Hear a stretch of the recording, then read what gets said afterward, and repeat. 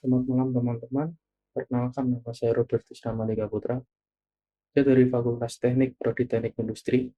Pada kesempatan malam hari ini saya akan membahas mengenai penulisan laporan, mulai dari fungsi laporan, dari jenis-jenis laporan, sistematika laporan, hingga secara penulisan laporan. Yang pertama, laporan secara sederhana adalah bentuk penyampaian informasi, baik itu secara lisan maupun tulisan. Informasi yang disampaikan melalui laporan bermacam-macam, tergantung kebutuhan mulai dari berita, keterangan, pemberitahuan, ataupun pertanggungjawaban.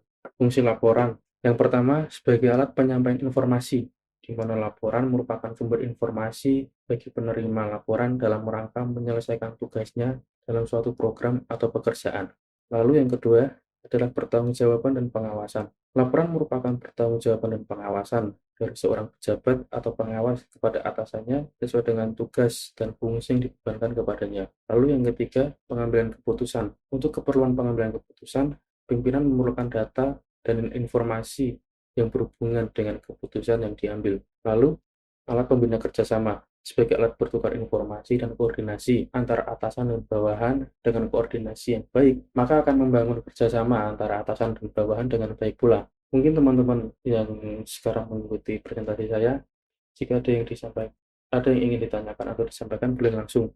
Lalu laporan berdasarkan penyampaiannya. Yang pertama, secara lisan. Laporan secara lisan tidak memerlukan penulisan khusus karena hanya disampaikan secara lisan kepada pimpinan, baik itu tatap muka maupun telepon. Tetapi patut diperhatikan bahwa penyampaian menggunakan telepon dianggap kurang sopan. Lalu, laporan secara tertulis. Laporan secara tertulis disampaikan dengan cara tertulis yang biasanya diketik menggunakan komputer. Laporan ini sendiri biasanya berbentuk formal atau informal. Melalui laporan tertulis, diharapkan informasi yang disajikan lebih terstruktur disertai dengan analisis data yang mendalam. Lalu, ada laporan secara visual.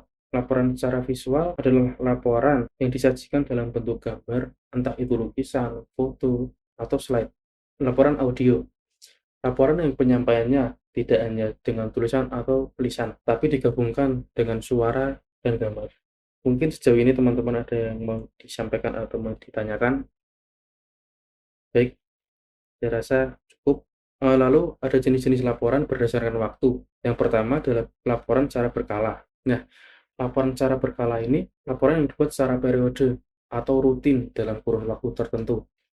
Entah itu harian, mingguan, bulanan, bahkan tahunan. Contohnya adalah laporan karyawan setiap bulan atau absen. Lalu ada laporan insidental, laporan yang perlu disampaikan baik itu atas permintaan maupun prakarsa bawahan sehubung dengan adanya suatu masalah tertentu.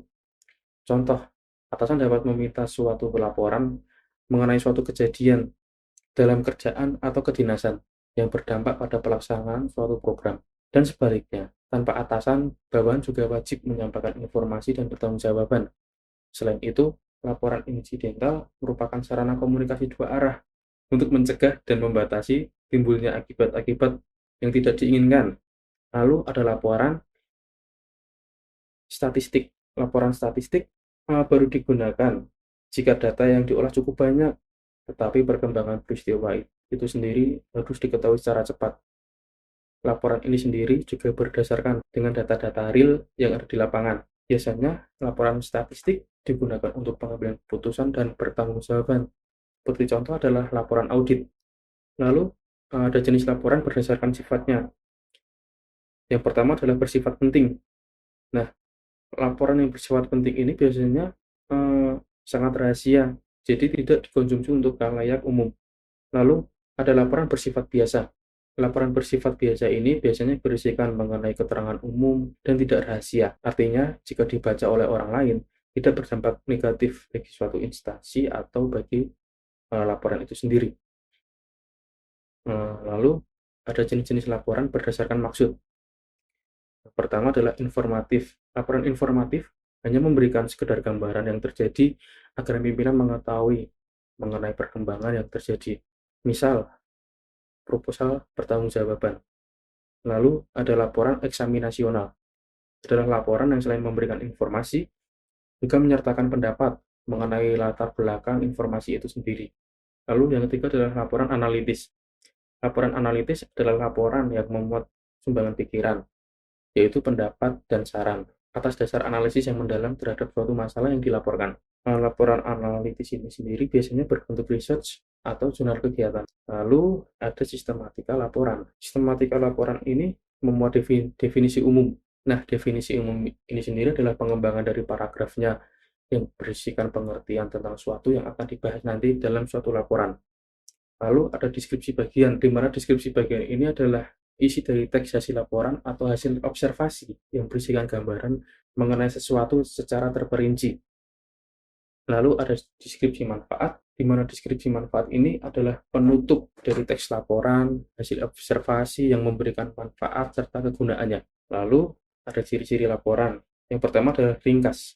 Penulisan laporan umumnya dibuat secara ringkas dan mengambil pokok-pokoknya saja, lalu diklasifikasikan berdasarkan tema dan tugas-tugasnya.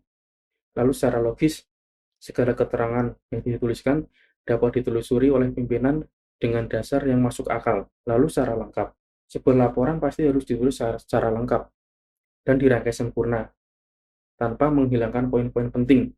Lalu secara sistematis, sebuah laporan harus memenuhi unsur sistematis yang disusun secara rapi dan saling memiliki koherensi atau keterkaitan satu sama lain.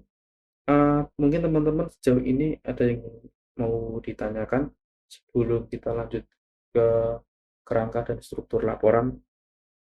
Baik, kerangka dan struktur laporan ini sendiri memuat pendahuluan. Pendahuluan berisikan tentang latar belakang, maksud dan tujuan laporan, dan apa maksud dari laporan itu sendiri. Di samping itu, pendahuluan harus menarik agar pembaca semakin tertarik dalam membaca laporan. Lalu ada batang tubuh. Bagian ini yang terpenting, karena pada bagian inilah semua bagian ilmiah dipaparkan. Pada batang tubuh ini sendiri harus mengandung fakta dari pelaksanaan, fakta tentang tujuan apa yang telah dicapai. Lalu ada penutup. Nah, penutup ini sendiri memuat kesimpulan, saran, dan lampiran, di mana kesimpulan adalah hal-hal besar penyajian bab sebelumnya, dan perlu diketahui yang disimpulkan adalah fakta dan pemecahan masalah. Lalu yang kedua adalah saran. Pada dasarnya, saran itu berasal dari apa yang telah disajikan maupun berasal dari luar yang telah disajikan.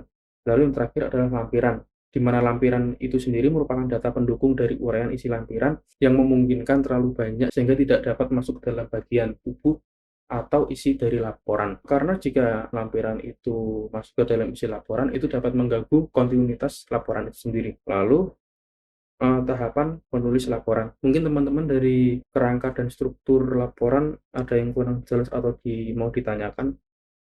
Baik, selanjutnya kita akan membahas tentang tahapan menulis laporan. Yang pertama adalah melakukan observasi, di mana observasi itu sendiri adalah mengumpulkan data secara lengkap, dan data itu sendiri berasal dari sebuah penelitian, kunjungan, maupun wawancara atau kegiatan jurnal. Lalu yang kedua adalah menuliskan kerangka laporan. Setelah data observasi dikumpulkan, kemudian dilakukan penulisan kerangka laporan. Kerangka laporan itu sendiri adalah memuat gagasan utama yang menggambarkan inti dari laporan yang kita buat. Lalu yang kedua adalah menuliskan kerangka laporan. Nah, setelah kita melakukan observasi, lalu data-data observasi itu dikumpulkan, kemudian kita harus menuliskan kerangka laporan itu sendiri. Kerangka laporan itu sendiri biasanya memuat tentang gagasan utama yang menggambarkan inti dari laporan itu sendiri. Lalu yang ketiga adalah menuliskan laporan secara lengkap, di mana setelah kita membuat laporan, saatnya kita memulai menuliskan laporan itu sendiri secara lengkap dan terperinci, dimulai dengan menuliskan pendahuluan sampai penutup. Gunakanlah kata yang jelas serta data dan fakta yang ada.